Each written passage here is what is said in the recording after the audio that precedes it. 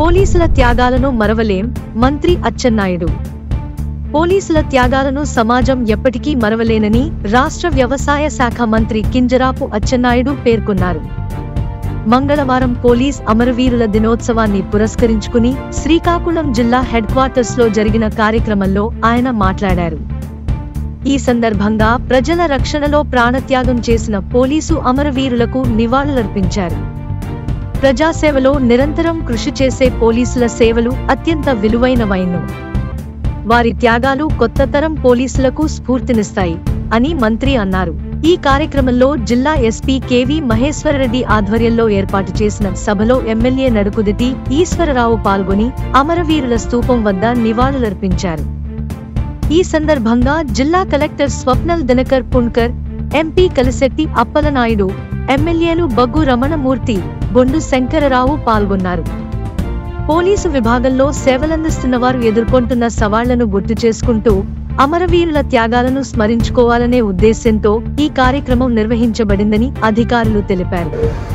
కొన్ని దగ్గరలో అయితే పోలీస్ స్టేషన్ కూడా పడిపోయినటువంటి పరిస్థితి.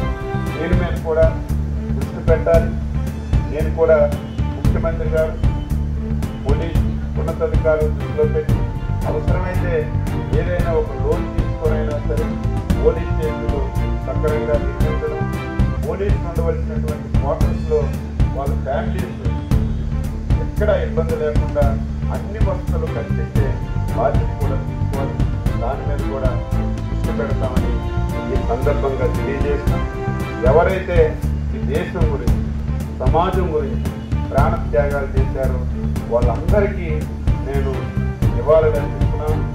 ఈ సంవత్సరంలో ఎవరైతే చనిపోయారో వారికి ప్రత్యేకంగా నివాళులర్పిస్తూ వారి కుటుంబ సభ్యులకు ధైర్యాన్ని ఇవ్వాలి. భగవంతుడు ఎల్లవారిలా మంచిగా చూడాలని నేను కోరుతూ ఈ కార్యక్రమంలో భాగస్వామ్యం అవ్వడం చాలా ఆనందంగా ఉంది.